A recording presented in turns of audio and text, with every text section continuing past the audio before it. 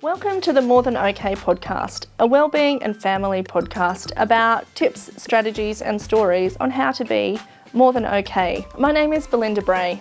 I'm a mum, a wife, a teacher and someone who's always trying to be more than okay. I love learning about wellness and wellbeing, and I love bringing what I learn into my life, my family and my classroom.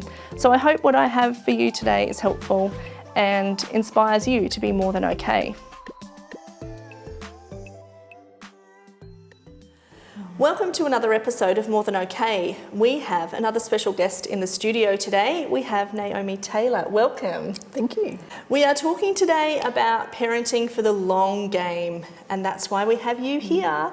So Naomi is a prep teacher aide here at our college, and she also has teenage children, and her oldest has just finished high school and is in uni. So I think you've got this great scope of parenting from little ones right through to university students. All right, quick fire questions, just so we can get to know you a bit better. How do you have your coffee? Anything with 2 sugars. Doesn't matter if it's instant? No. No, that's very simple. Great. What is your favourite thing to do on a Saturday morning? Park run. Ooh. And then some work in the yard and morning tea on the veranda with our family. Oh, that sounds lovely. Favourite colour? Red.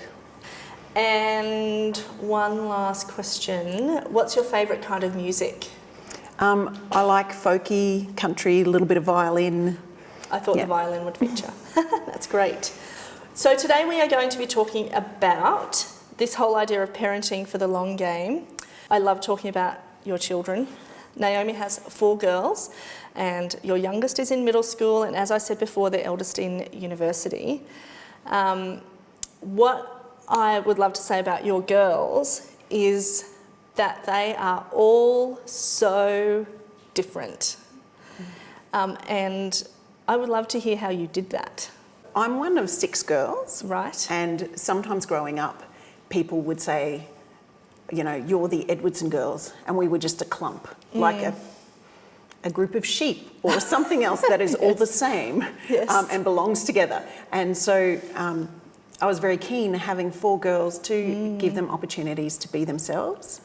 And from a very young age, my husband Andrew has been a champion of our girls. He loves having daughters and he loves giving them opportunities to do things that are different.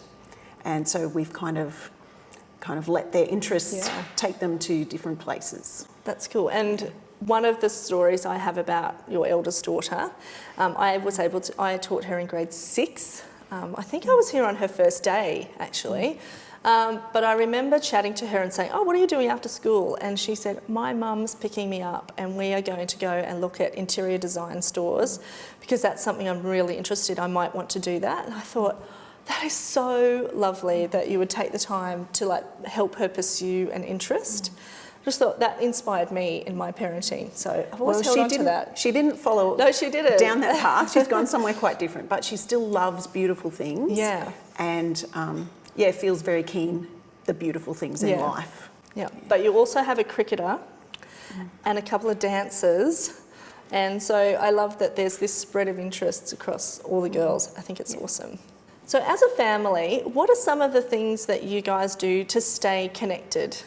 We always try and eat dinner together. Sometimes that's in 2 shifts. And over dinner, we just talk. We solve the problems of the world.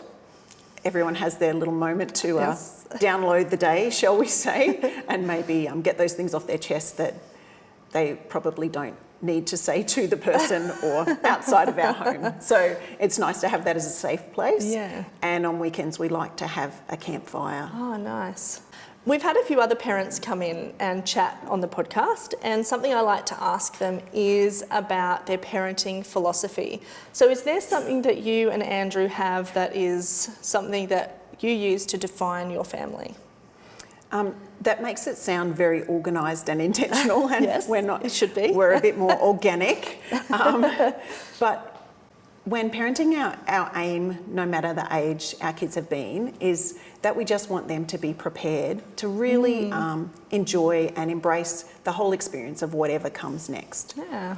How do you think parenting has changed for you from when, because we've known each other for a long time, so we had Preppies together and things like that. How do you think parenting has changed now that you've got older children? When you have little children, a lot of their problems are fairly simple and they're fairly evident because they're often physical problems. I probably find this next stage of parenting with teenagers is harder in many respects because the problems that they experience are much more internal, and sometimes they can't even articulate what's going on for them, and sometimes you can't actually solve the problems even if you can identify what they are. And I just think of in the book of Job, his whole world had fallen apart, and his friends came and just sat with him in the dust. And some of our parenting journey with our children, now they're older, is just sitting with them in the dust. Yeah, that's beautiful. And encouraging them that it's going to be okay. Yeah. With our eldest daughter, that's a little bit more parenting via remote control. Yes. And that's just trusting that what you've invested in them and taught them, that they're going to make good decisions based on that. So Naomi is our Prep Teacher Aide. Prep is such an important year in school. It's just come down into our whole primary school, so it's really integrated into our primary school. What are some things that parents can do to really get the most out of prep for their kids? I think being prepared in practical ways. So things like if you're wearing shoelaces, to be able to do them up, knowing how to open your own lunchbox, recognising your name, so if you lose something, you actually know that one does belong to you. Just practical things that just take the load off, because they're learning so much, and that's a really big job and quite a load on their headspace. So to have those other practical things dealt with, and that gives them such a sense of confidence that they can do those things themselves. That's a benefit. And then once they're in school, just making sure that they get enough sleep. Oh yes, sleep. And also helping them learn to read.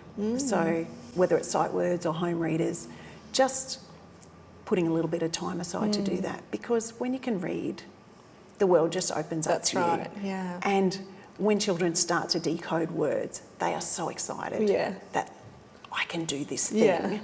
They will read graffiti on the back of toilet doors, and once they get into that sounding out mode, sometimes it's a little bit dangerous, but it's just such an achievement, and it means so much to them to be able to do that. What are some of the challenges that you see that parents face who have preppies that we may not have? I think for parents, just the constant comparison on social media is something that we didn't have to deal with in the same way. And then there's that added pressure, is my child achieving at the same level as somebody else's child, or all those kind of things. And tied in with that a little bit of, are you giving your child the same extracurricular opportunities that someone else is having? So there's more pressure on the parents in that regard. And just the use of technology is quite different. So when our girls were in grade 3, I think that's when they started using iPads at school. And so I can see my youngest daughter is much more of a digital native, and that's really helpful in some ways. But sometimes that technology time and that love of technology takes away from time spent with our family. Yeah, I think that is another thing that I think parents deal with now, is the link of technology and what it does to your brain and letting your brain rest. So it sounds like preppies are pretty special. How are they different to students in other grades of the school? Well, they're way cuter. They are very cute. But I think as well, the difference is a preppy's just like a seedling, while older students are like a more mature tree. True. That's so cool. A more mature tree can withstand different weather, wind, rain, storms, and little preppies can kind of wilt really quickly under lots of changes. So whether that's a change in diet, a change in the amount of sleep they've had, windy weather at school, lots of different things can impact them. So we do need to treat them a little more carefully and not just think that they're little adults. Yeah, true. So just accommodating them, particularly in that year when everything's new and they're learning so much. Yeah, and that's a good thing to think about when you're parenting for the long game, when you think, my child is 3, 4, 5, little child, and you're making decisions, but they're just that seedling and they will grow and they will develop, and we've got some choice in how that happens, and we get to nurture and guide them. So that's really exciting. So this podcast is all about being useful, and we like to give tips on the topic we've chosen. So I would like to give some tips on how to parent for the long game. So number 1 is to put your own oxygen mask on first. But to look after ourselves actually means we've then got the strength to look after others. Yeah. What do you think? I believe it in theory. Sometimes it's not so good in practice. Yeah. But this year, while one of my children has been doing another extracurricular activity, I've had an hour and a half in the morning, sometimes starting at 6:30, to just have some time to myself. And I thought I could sit in the car and I could work through some emails and that type of thing. But I've decided to go for a walk. So I just put my feet in a certain direction and I just go. That's nice. With enough time to get back in time to pick her up. Yeah. And I've just enjoyed sort of mooching around and just looking at different kind of architecture around Newtown and checking out people's gardens and all that kind of thing. And that's been really life-giving. And it doesn't take much. Like sometimes, we were talking earlier, sometimes just getting a haircut can make you just feel a little bit better and just be like, I've just had some time to myself to do something for me. So those things are actually really important as parents to make sure we're looking after ourselves. I need to listen to this. And that's also modelling that to our children. True. That you need to take care of yourself. Yeah, and often, like you've been talking about the extracurricular, we're so good at setting these things up for our kids. I often wonder what would happen if I set them up for me. What if every Tuesday afternoon between 5 and 7 was something I did and everyone else worked around me? That sounds awesome. It does sound awesome. It won't work, but just to actually have a time that is, no, this is my extracurricular time, and it will make me a better person if I do this. Yeah. So in the holidays, I'm good at doing that. It's not always easy during the term time. Yeah. Number 2 on how to parent for the long game is to do things together, is to spend time together. I don't think that there is any such thing as too much time with our kids. And this whole quantity time, I think quantity out-trumps quality every time. What do you reckon? Yeah, absolutely. One of my daughters helps me to clean my husband's work premises every weekend, which doesn't sound like a fun time, but we actually make it a fun time. And I kind of look forward to just spending that time with her, and we race around and race each other. And and it's just something that we do that we know we always do together. Yeah, we always have breakfast together and we always have dinner together. And that's really rare, and I know we can do it because our children are the age that they're at. But our youngest the other day was saying, it's my favourite time of the day. I love having breakfast with everyone because it's always a little bit rushed, so then there's often spillages and jokes and what are we doing today and what's for dinner, and then he said, but then at the end of the day it's just a bit more cruisy and it goes a bit longer. And I think, okay, it's worth doing those things where we're all together, and it's just a really nice thing to do. So good to spend time together. Well, with it having been Father's Day recently, our kids love to make cards for Andrew, and it's really interesting the things that they say. Dad, I love you because of ... And often it's not things that are expensive holidays or things like that. It's just kind of crazy, quirky things that happen in the day-to-day of life. Yeah, the little relationship things. Yeah. That's where you build from. You get those from lots of time together. Yeah. Number 3 in parenting for the long game is to model the behaviours you want to see. Oh, isn't this a fun one? When parenting actually teaches you more than it teaches the children.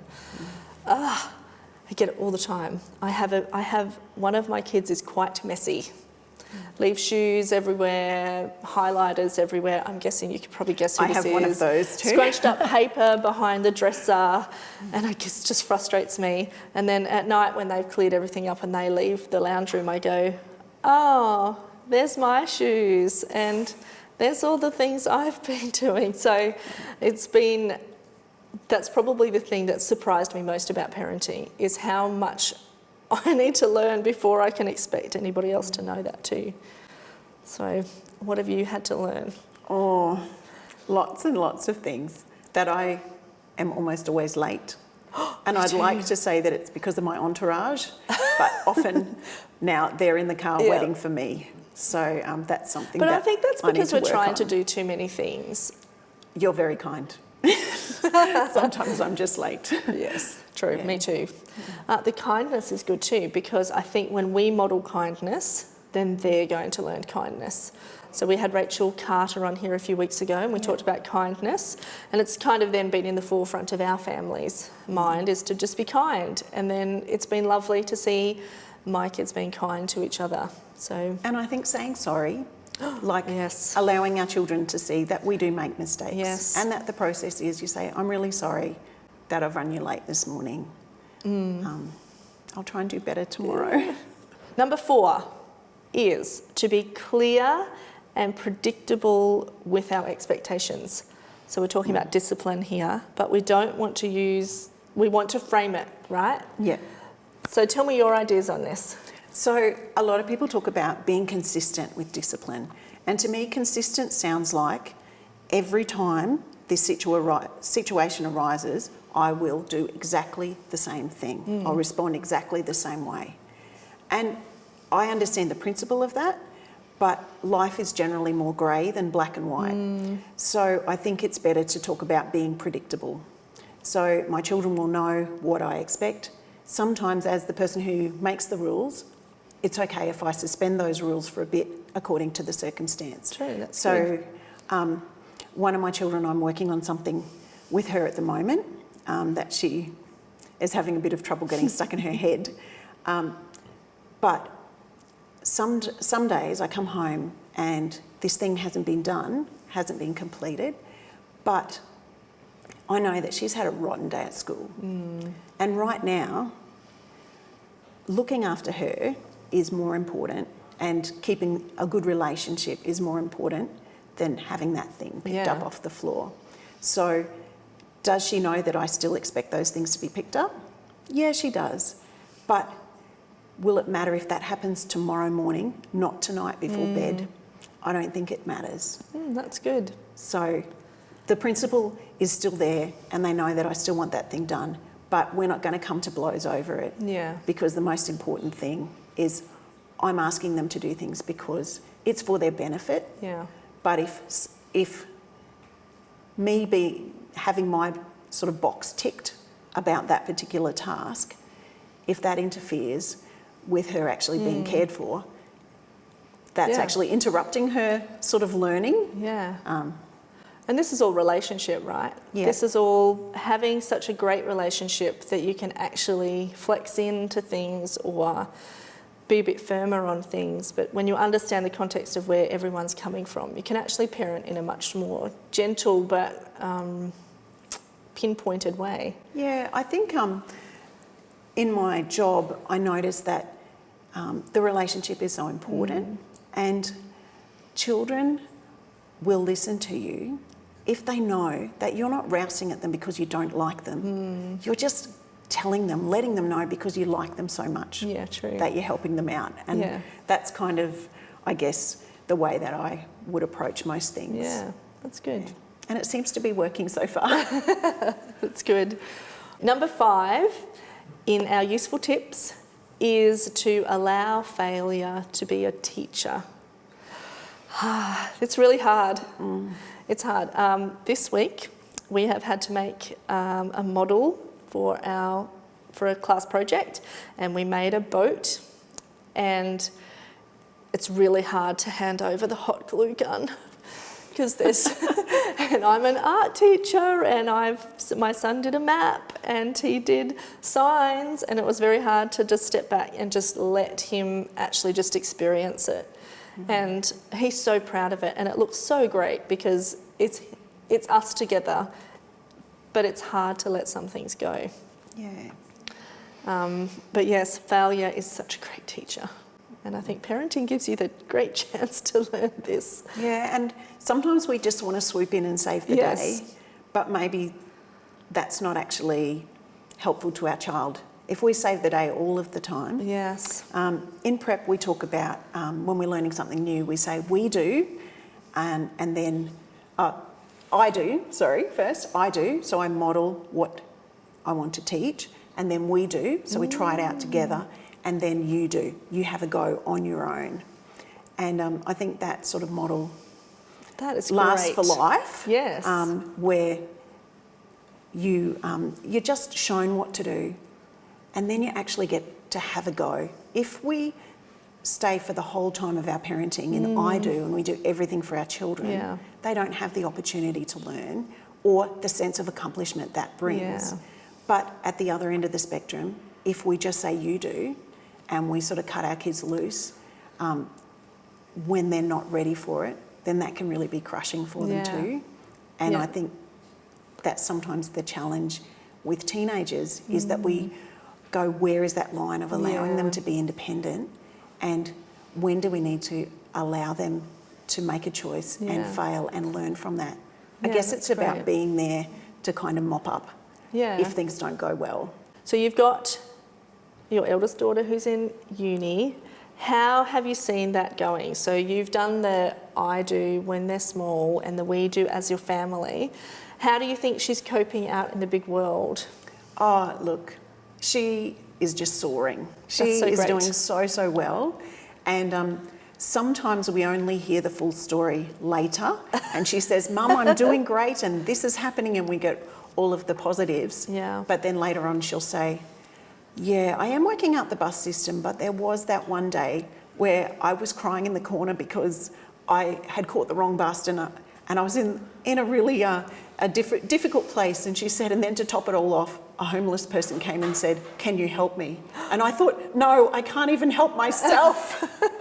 So she's got these mixed experiences of good and bad, but it sounds like she's doing really well. Yeah. And also that she still checks in for the things that are hard and new, and particularly Dad is always very helpful for learning hard and new things, so she still checks in to reference with us when she needs help as well. Yeah.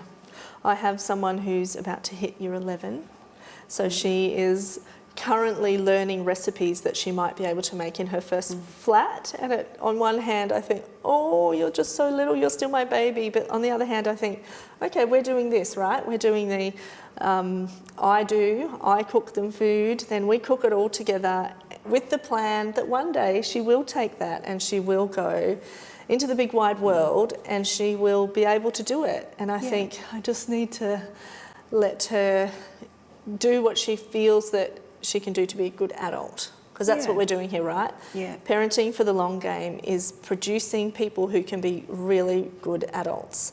And it's hard to see that when they're preppies. Absolutely. But when you see them cross the stage at the end of year 12, you think it's great when you can say, these are great quality humans and they're going to change the world. And I think that's what parenting's about. Absolutely. I like to give a little takeaway at the end of each episode. One tip that you can do today to get started on this idea of parenting for the long game. And it is doing something for yourself, putting your oxygen mask on. So whatever that looks like, going for a run, going for a walk, doing something for even 1 hour that you just you would love to do. I just give you permission to actually just invest in yourself so that you can be stronger to be the parent that you need to be. Sounds good. Great. Thank you so much for coming in. Oh, you're welcome. It's so great to chat with you, and we look forward to seeing you for another episode of More Than Okay.